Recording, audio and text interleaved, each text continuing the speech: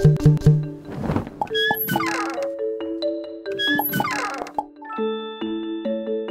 my name is Zach King. I'm a filmmaker living in Los Angeles, California, and I went to Biola University Film School.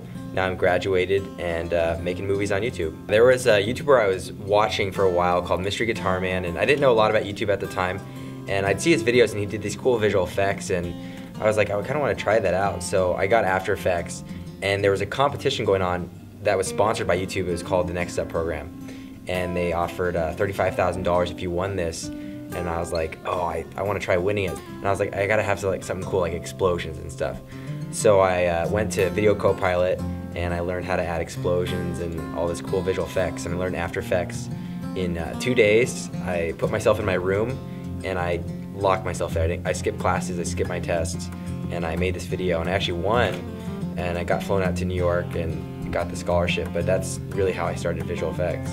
I was pretty young when I got into editing. I remember I edited on Final Cut 3 back in the day, and I got the software on my computer, and I think I was around 12 when I started editing on Final Cut, and then I learned just by reading the manuals. There was no there wasn't many tutorials online. I don't know if I had access to a computer at that point. I would just read the manuals, throw it into Final Cut, and just start editing weddings for free and doing any projects I could just to start learning. I started the YouTube channel Final Cut King when I was living as a freshman here in the dorms, and I went online to look for tutorials to learn an actual effect, a color correction effect in Final Cut, and I couldn't find anything. And eventually I learned the effect, and I was like, I really want more tutorials out there. I think it'd be cool to fill that niche. So I started creating my own tutorials. I was also teaching people Final Cut from that. People were I'd post a video on YouTube and they'd call me and be like, hey, can you teach me privately? So I'd wake up at 6 every day before my classes and teach Final Cut via Skype and stuff, and they would send me PayPal money, and it was so weird in my room under my bunk bed doing that. And then eventually I entered the Next Step competition for YouTube, and I won that. And through that, Freddie Wong had seen my work, and he took me out to lunch with Brandon, and he said, hey, I hope you guys keep doing this and really post more of your own work. Tutorials are cool, but he's really post your own stuff. So from there, I continued posting my own work, and it got more traction. And one of our more popular videos in the beginning was we were just goofing around with visual effects.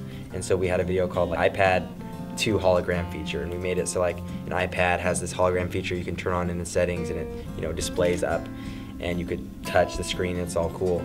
And that got a couple million views after we posted, and we're like, what the heck? That's crazy. For a while, our videos have really been about making ordinary life unreal, and in situations what would it be like if there's kittens playing with lightsabers and that type of stuff. We want to go crazy and really have videos that people remember, and it's not just normal vlogs or YouTube videos.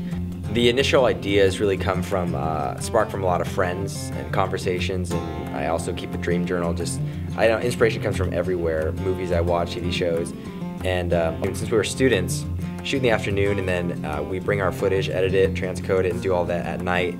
And then usually by 8 or 9 in the morning, we have a finished video, visual effects are all done, and we post it. And so within a 24-hour process, 24 hours, videos are done. So right now we're just doing what we kind of enjoy to do, and wake up every day what do we want to do today? What do we want to make? And go from there. I love doing what I do because of my audience. That's a big motivation. Is I wake up and I know I have a couple 100,000 people that are wanting to see a video this week, and I'm like, okay, I gotta get working on video. And so that's a big push. But even before I had an audience, I was always making videos and doing a similar routine in my filmmaking. So the passion's definitely there, and now it's just kind of more motivated because of an audience. And I love waking up thinking what can I make today, because so many people want to see it, and what would they enjoy seeing. So a couple weeks back, a fan got really excited online and said hey, will you make a video of yourself being pepper sprayed? And he got a bunch of people behind him, and the comment got really popular. And so I ended up doing that for the fans, and that's an example of my audience kind of dictates a lot of the things I do, which isn't necessarily smart all the time in that case, but do anything for the fans. When I was little, I always wanted to work for a movie studio and be a big-time director like Spielberg, and I still have that dream, but I think it looks different right now. Since times are changing with the internet too, I think it's almost like you can get a really good start with having an audience and a following for yourself. And so that's what I've been doing and developing for the last couple of years, is building my own audience, people that enjoy watching my work. So that maybe down the road when I have a story I can pitch to a studio, I also have the audience behind me, and I can say, hey, I have hundreds of thousands of people that want to also see this work if it's made by me. And so that's kind of what I'm putting in my tool belt right now, is just gaining attraction. I'm always encouraging kids to go out and start something that they can get their own following and kind of have a name for themselves and brand themselves as like this awesome filmmaker, this awesome editor, whatever their skill is. Because if you can hone that and then brand it, people will like automatically come to you, and who knows, maybe a studio eventually. One of my favorite filmmakers that I grew up on was Steven Spielberg, and I would watch his movies and in the living room with my family, like usually hiding behind a pillow if it was Jurassic Park, and I was like mesmerized by what he made. And so growing up, I watched those like over and over and over, and I can remember like shot by shot how they filmed it or edited the final videos. And so when I make a movie now, a lot of times my sequences are copies of other films I've seen, since I've kind of memorized the way, he cuts to a close-up here and a wide shot again and a medium here.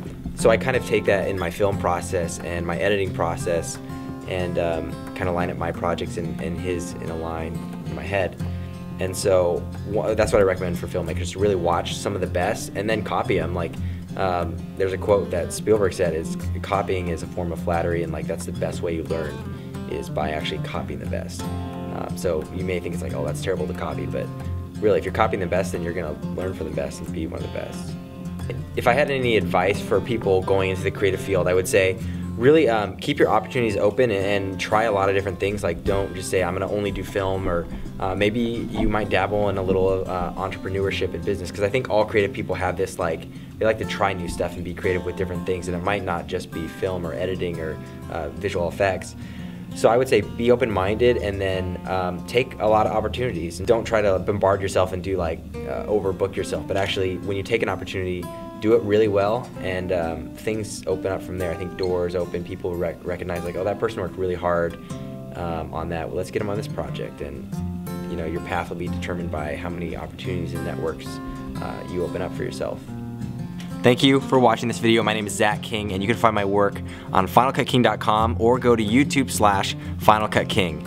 It's always summer at Biola. I'll see you later. Wow. Cut. Cut. Cut. Yourself. So. We're online.